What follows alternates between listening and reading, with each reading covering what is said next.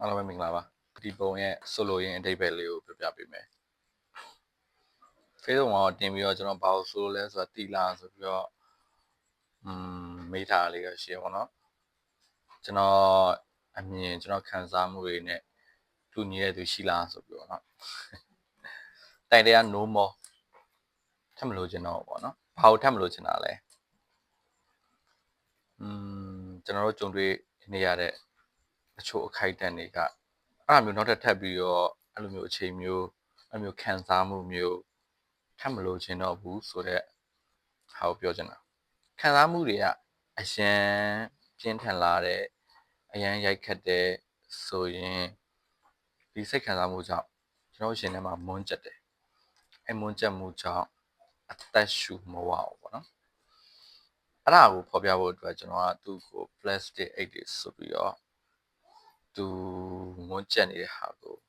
ဖော်ပြပါတော့နော်ဒါပေမဲ့အဲ့ထက်မှာကျွန်တော်တို့ဂယ်ပေါက်လေးတွေအသက်ရှူဖို့အပေါက်လေးတွေမရအောင်ကျွန်တော်ကထိုးဖောက်ပြီးတော့ကျွန်တော်ရှင်သန်မှုအတွက်ရုန်းကန်ကြတယ်ကြိုးစားကြတယ်ပေါ့နော်အဲဒါကြောင့်မလို့ကျွန်တော် plastic 8ကိုဖောက်ပြီးတော့သူ့ရဲ့မျက်နှာရဲ့ခံစားချက်ကိုပြထားပါပေါ့နော်အဲ့ album ကိုတင်တော့မမက်ရတယောက်ကလာပြီးတော့မှတ်တယ်ပေါ့နော်ဘာဖြစ်လို့သူ့မျက်နှာမှာဒီကောင်မလေးရဲ့မျက်နှာမှာ make up တွေအပြည့်အွန်ထားရလဲပေါ့နော်သူ့ရဲ့မိကွန်းလေးကတော်တော်လေးကောင်းပါတယ်ဘာကြောင့် make up on ရတာလဲဆိုတော့ကျွန်တော်အပြည့် on ထားရလဲဆိုတော့ make up လိမ့်နေဆိုတာလဲကျွန်တော်တို့ရဲ့မူရင်းမျက်နှာကိုပူလာအောင်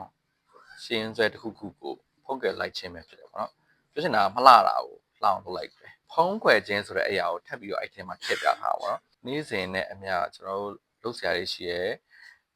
မလုံးမဖြစ်မနေလုံးနေရအရာတွေရှိရဲ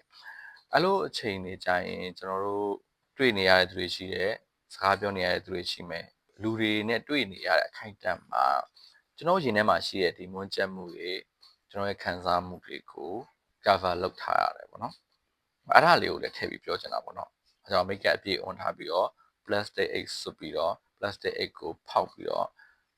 ဝမ်းနဲ့ဆွေးမြေ့မွန်းကျက်နေတဲ့တရားအသက်ရှူမွားတဲ့ပုံစံမျိုးကိုဖန်တီးထားတဲ့ no more ဆိုတဲ့ဒီ album လေးကိုကျွန်တော်ဖန်တီးတဲ့အချိန်မှာခံစားခဲ့ရတဲ့ခံစားမှုတွေပေါ့နော်ဒါပါပဲကျွန်တော်ဘဝတွေမှာပျော်ရွှင်စရာအခိုက်အတန့်တွေဝမ်းနည်းစရာအခိုက်အတန့်တွေအများကြီးရှိတယ်ကြုံတွေ့ခဲ့ရတဲ့ပျော်ရွှင်ခြင်းဝမ်းနည်းခြင်းတွေကိုပြန်စဉ်းစားလိုက်တဲ့အချိန်ကျရင်ပျော်ရွှင်ခြင်းတွေကတော့ပြန်ပြီးအောက်မေ့လို့ကောင်းတဲ့အမတ်တရားတွေပေါ့နော်ဒါပေမဲ့လည်းဝမ်းနည်းစရာကောင်းတဲ့ဟာတွေမပျော်ရွှင်ခဲ့ရတဲ့အခိုက်အတန့်တွေကတော့ပြန်ပြီးလဲသတိမရနေချင်ဘူးလေနော်ထို့ကြောင့်ဒါလေးကိုပြောကြရင်လည်း No More ဆိုတဲ့ album လေးအကြောင်းကိုဒီမှာပဲ